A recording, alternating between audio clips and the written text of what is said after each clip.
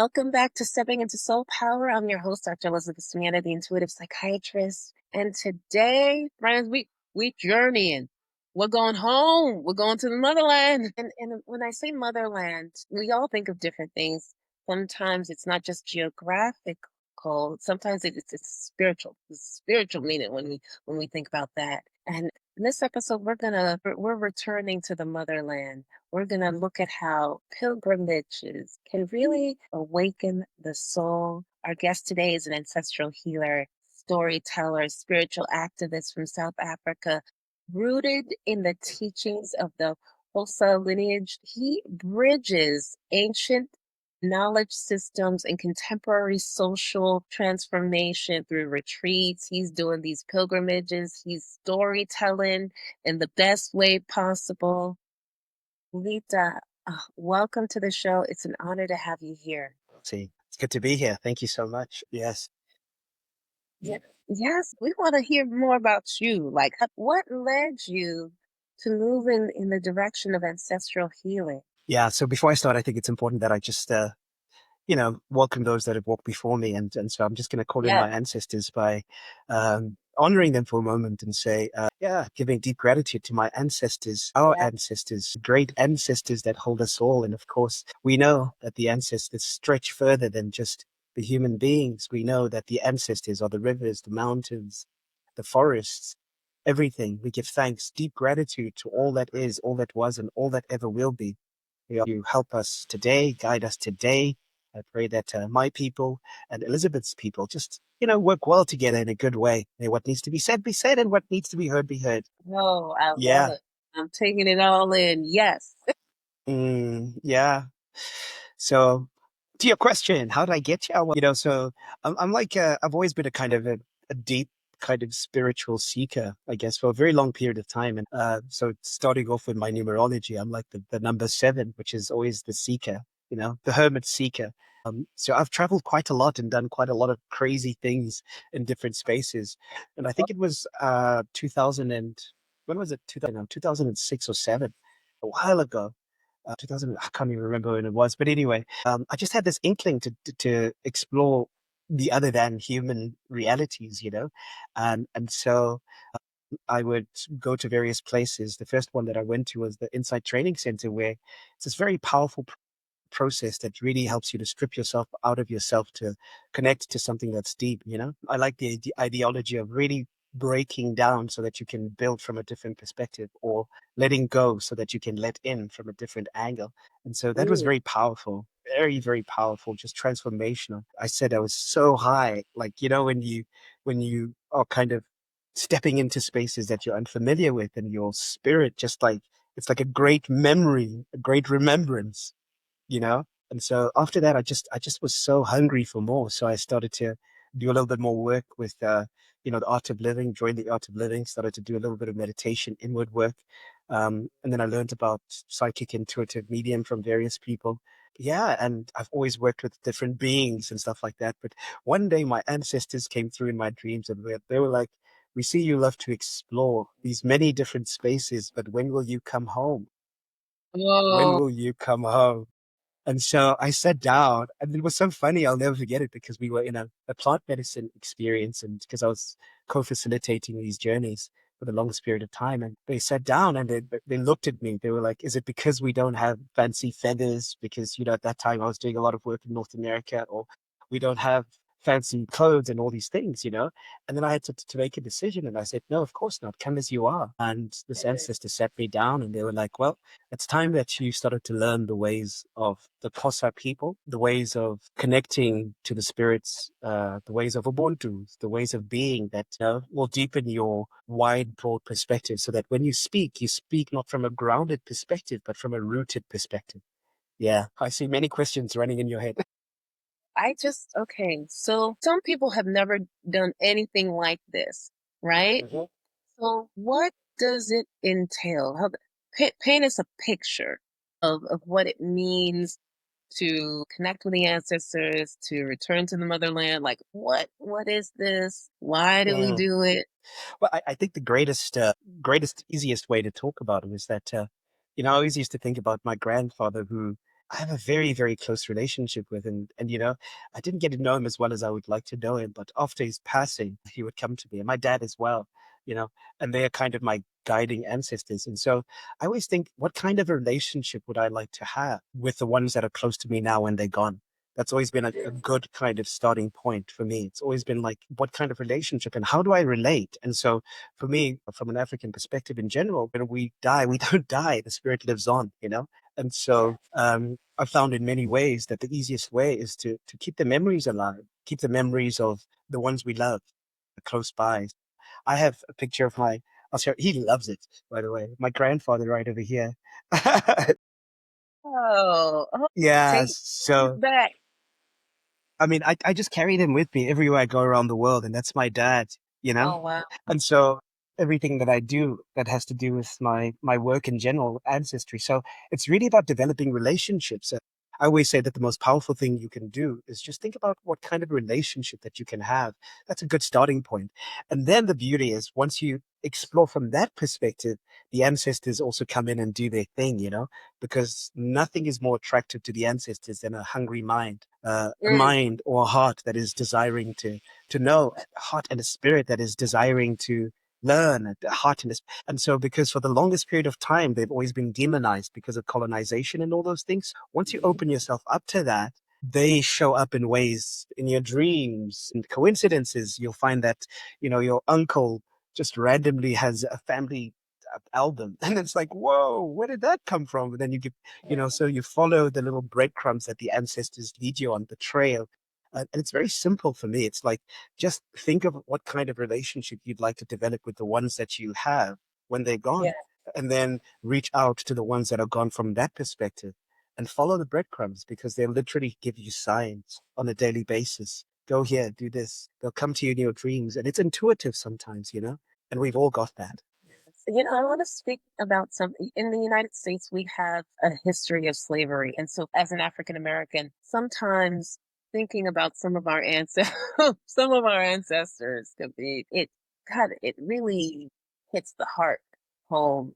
Do you have any advice for those who might have a little bit of trouble or feel uneasy about ancestors where there is a history that isn't so pleasant?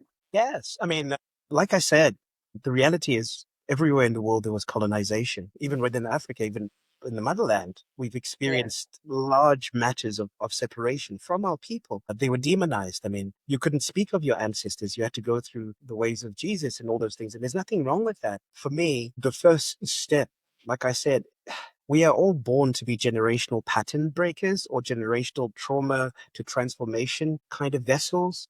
So That whatever so much. happens and whatever, yeah, that's all we are. That's all we are. And so when you feel like you're afraid to tap into your ancestors because of the painful past, your ancestors chose you to transform that pain into power. Mm, And the power really is about learning about who they were and how they lived and the magic in the mystery. Because before slavery, there was intact cultures, intact everything. So we could go back. The best place to start for me is, like I said, one, what kind of relationship would you like to develop with your ancestors? Number two, what kind of ancestor would you like to be one of these days? Because mm, when you're gone, people, certainly you'd like people to remember you. Certainly you'd like people to think, what an incredible human being this was? So just that mind shift for me just transforms everything, because you open yourself up from a non-fear based perspective. I like that. I really, really love that. And then I guess I'll ask you, since you kind of ponder these questions, like what type of ancestor are you aspiring to be? How do you want to be Oh, remembered? this is always, for me, I don't want to be a serious ancestor. I want to be a fun ancestor. So Okay. All right. my path has always been about two ways, and I always think from what is it, Elegua. The idea that we've got two kind of aspects where there's this small naughty little boy as well as this Yeah. large adult. This elder, this wise keeper, and both of them have a purpose and a purpose. Whereas the boy's mischievous ways unfolds a whole lot of interesting things for people to start seeing and talking about. The trickster energy, for instance, where the little boy is the one that brings about all of these conversations by virtue of his naughtiness, of course. in line with the right thing. And my ancestors and the elders always say, be being mischievous and be find your passion, find your intrigue, follow it, but don't follow the rules. Sometimes break the rules, but know how to work the in between, because the elder or the elders then would come and say, what was the purpose of that and what did you discover? Mhm. So I just want to be one that's playful. I really want to push the boundaries and just force people to realize that there's so much more outside of there's so much possibility outside of the trauma that you're sitting with. There's so much Mhm. possibility outside of the pain that you're holding on to. There's so much possibility outside of the reality that you're stuck in. There's so much possibility. Play more, explore, you know, because the universe and God created this entire world for us to explore, you know? So that's the kind of ancestor I want to be. I want to be a naughty little bugger. Oh, No, I'm okay. kidding. No, okay. No, no, that Yeah. it's okay. A It's okay. joyous and You're bringing that fire. laugh more, experience more is my motto. Play more, laugh more, experience more. Push yourself. Very good. Very good. Yeah. And so tell us a little bit about pilgrimage. I've heard of it. There are many different types, and I guess tell us a little bit about the pilgrimages that you've done and what that experience is like, and the shifts that you've noticed when people make that. What happens on so many different pilgrimages. It's really funny because for me, the ideology of pilgrimage is a deeply rooted understanding that you're sent somewhere with a purpose to unlock whatever it is that you're meant to unlock at a specific point in time. And so I like to call them ancestral missions that I keep getting on a daily basis and on a monthly basis and on a yearly basis. And so Okay. they would then open up the ways for me to pilgrimage to somewhere, knowing that each step is very potent, powerful. And of course, there's many different initiators, from our cosmology. We believe that space can be an initiator too. So we pilgrimage to the space so that we can learn from the space. So from the Xhosa cosmology, we would say that the mountains, the oceans, the forests, the caves are the most powerful place to pilgrimage intentionally to when you're called forward by the ancestors. And you would go there and you go to these different places, but listen to the messages that are seeking to come through you and to you. So it's not like I'm just going to the caves, I'm sent to the caves because there are ancestors that wish to, or spirits that wish to communicate with me in that space. So the idea of a pilgrimage for me is really about a deep connection with destiny, alignment with the ancestors, with nature spirits, with animal spirits, the cosmology around Ubuntu, which is the animal spirits, the land, and the ancestors, as well as the people. So just a deep connection with that. So you'd find elders along the way. You'd find animals along the way that speak to you, totem animals that just come out of nowhere. Sometimes the leopard, or sometimes the bee, sometimes the fly, whatever it might be.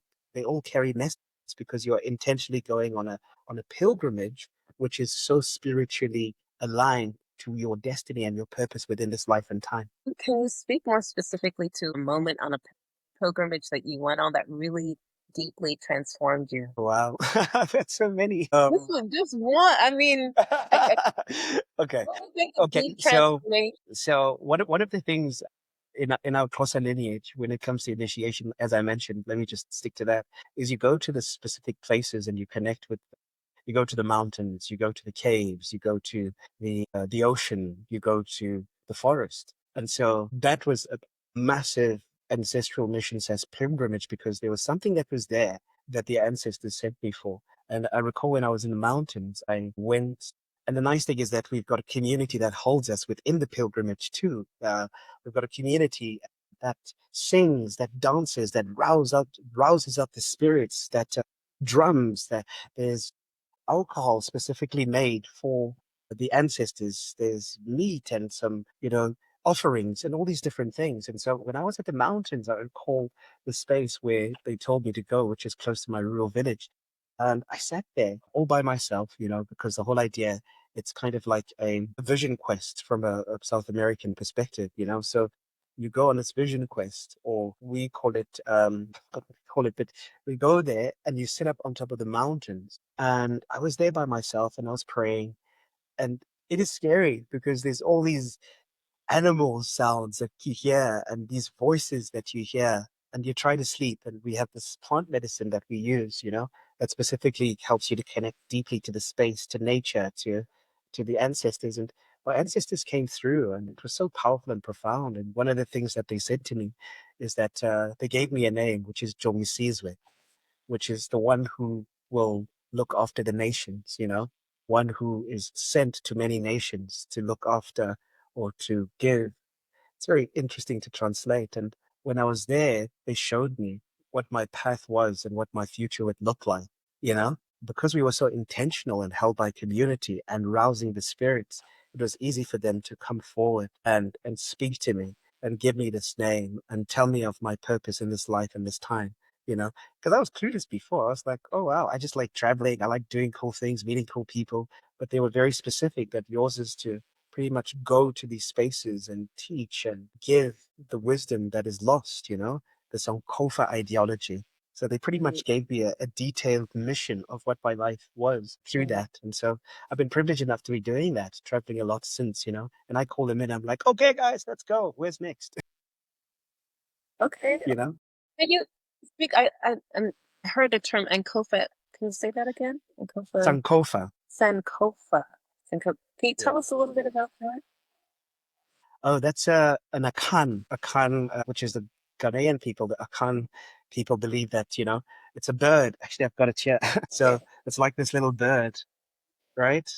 And the whole Yes. idea is that you can see that it's moving forward. But in order Yes. for you to move forward, you need to go back and fetch the wisdom so that you can move forward in a good way.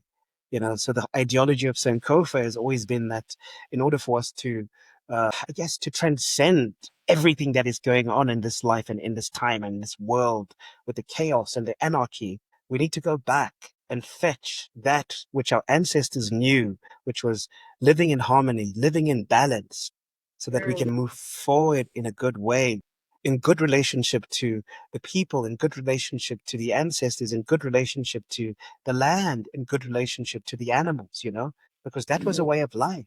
It was highly relational, and it was not filled with greed where we take more than what we should, where we lose our connection to the divine purpose. So the idea of Sankofa has been a very strong guiding principle for me. Go back and fetch that which people have forgotten, move forward into this present time and teach the messages of the past, the messages of the ancient, the lessons, so that people can remember, because we all know it's just a remembering.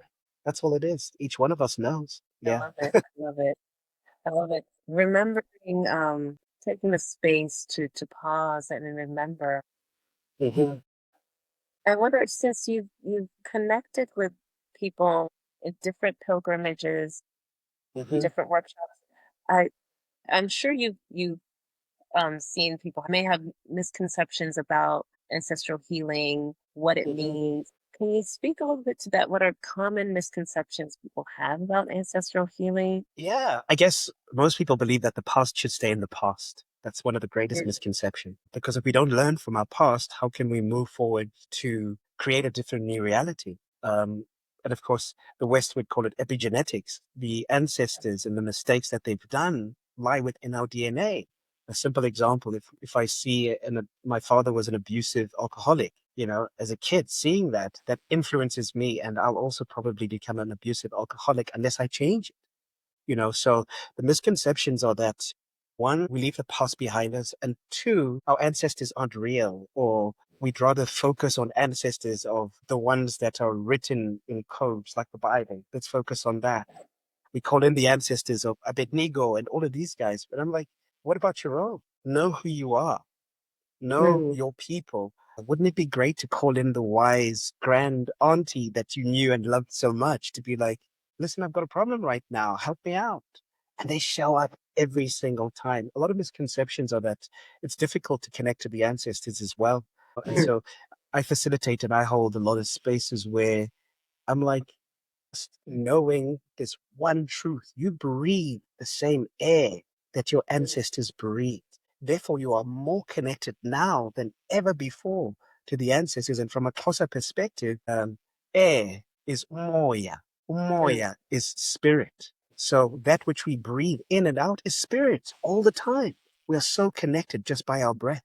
And so they are not these far away entities or beings. They're right here with one breath. They can be with us and connect with us and talk to us. But our journey is to learn how to listen. You know, if we knew how to better listen, the messages would be much more clearer. So a lot of misconceptions around how do I connect? What do I do? Just be who you are and talk. That's it. All right. We got to be who we are, and we got to sit and listen. I Yeah, love it. yeah. I love it. I love it. I wonder, right now in the world, there's a lot going on. In the world, yes. In the United States, yes. In South Africa, yes. Hmm. I'm wondering how you envision this knowledge changing communities, changing families. What are the possibilities if people are able to make pilgrimages or embark in ancestral healing journeys? Oh, the possibilities are powerful and endless. I mean, I'll tell you about a couple of the people that have come through to South Africa specifically.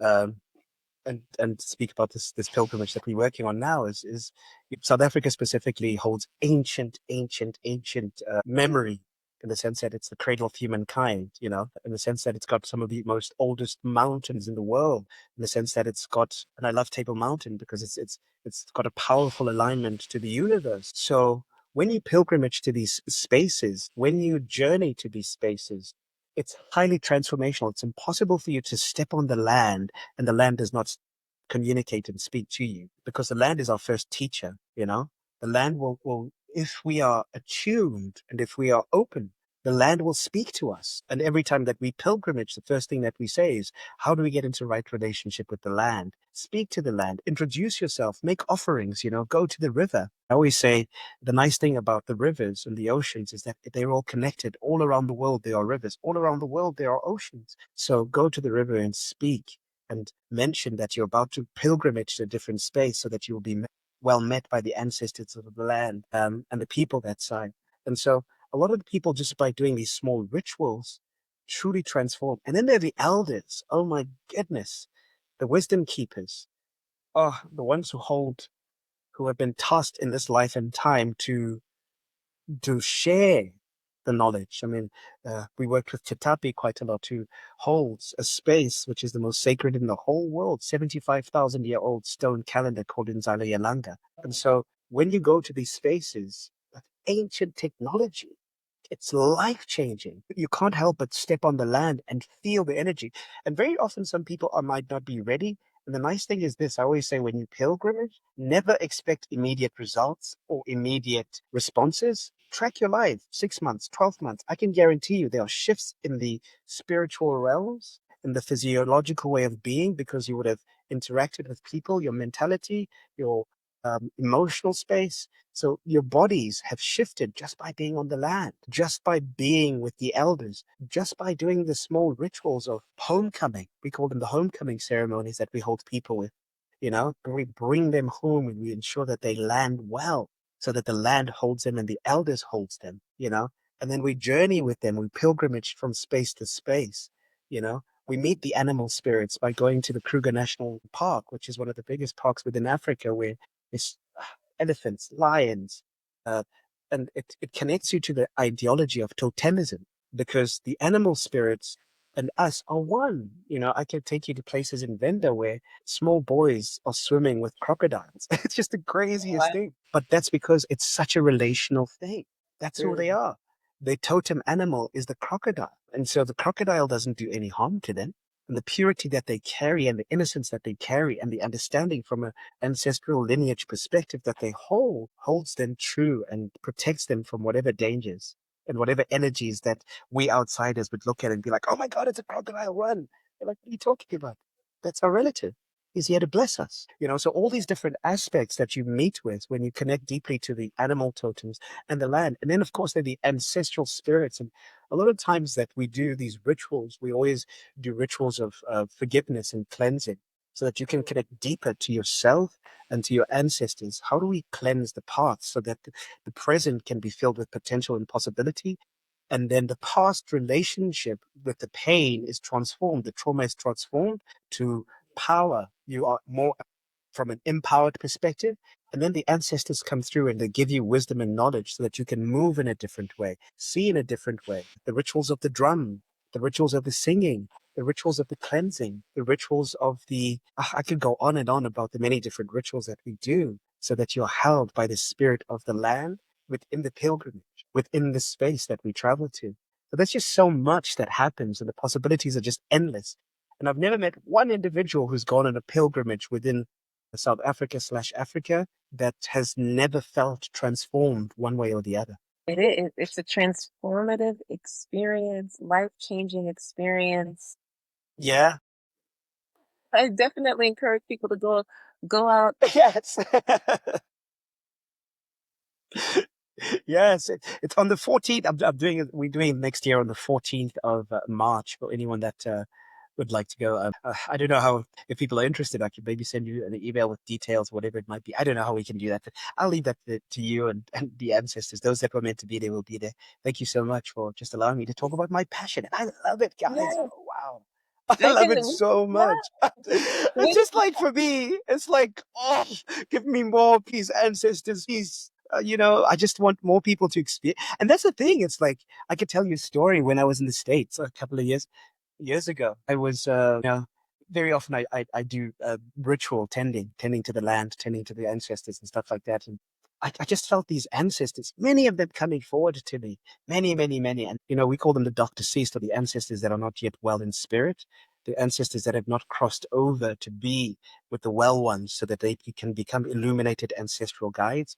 And a lot of them came towards me, and one of them was wearing these blue jeans. And I talk about him so often because I still feel his energy. And he walks up towards me in this very flustered perspective, and there's many of them around. And he looks at me with tears in his eyes because he's lost and he's wondering. And he says, "Take us home, you know, take us home." And I'll never forget those words. I'll never forget those words because for me, that became my mission and my purpose is to take people home to themselves first and foremost, but to the land, to the cradle of humankind, where we were all birthed, to Africa, because Africa holds potent medicine. And then another experience that I had was, oh man, I was in New York and I was connecting with a whole bunch of spirits, and I immediately felt this longing, and I connected to the spirit of Africa again, Mother Africa specifically, you know. And what she was saying was, it's time that my children came back home. My children need to come back home because they've lost their ways, to a large degree, if you look at all these things. And so, of course, what happens, and I thought about this for the longest period of time, and what I landed on was the fact that what the spirit or the energy of the birthplace of all civilization was saying, what do you do when life fails you or when you mess out? We go home. We go home to replenish ourselves, where we are held by the loving spirits of our mom cooking us a lovely meal, or our dad or our family holds us. And so the energy and the essence of what was being said is that, we are living in a time where we just need to reconnect back with home and realize through the spirit of Ubuntu that we are so interrelated, so interdependent, and so interconnected. And in South Africa, we're so born, I see you. We need to start seeing each other again. We've lost that. And so there are all this medicine that is just waiting to be unearthed with you and for you as you pilgrimage through to South Africa, if not South Africa, to wherever in the world where you're called. Yeah. I love it. I love it. So for those who want to get in contact with you, how can they do it? It's my favorite part. You can follow me on Twitter, follow me on Instagram. No, so I guess my email address is Litha, Litha, at Litha Booi, at Litha BOOI.com. And of course, you can check my website out as well, Litha, www.lithabooi.com. And if you want to follow me on Instagram, it's at Litha Booi. And we'll send out information about the pilgrimage as well. And the whole idea of the pilgrimage is that we call it the heart and spirit. Connect with your heart and connect with your spirit. It's an opportunity for you to dive deep and transform yourself. Whatever you're carrying, I can guarantee you walk away far better and far lighter as a result of having stepped on these sacred lands. I love it. Lita, thank you for walking us through this sacred terrain of memory, land, soul. And your work just reminds us that returning to the motherland. Going home is not only a journey of miles, but of spirit, the call to heal, to remember, and to reconnect. Thank you so much for being on the show. Thank you. Thank you. 卵とございます。こそばこう。Thank you.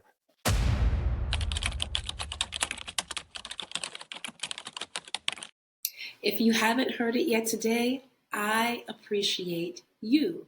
The soul in me honors the soul in you. If you'd like to see more episodes like this, please subscribe or click here. And friends, if this spoke to you, leave a comment below. We would love to hear from you.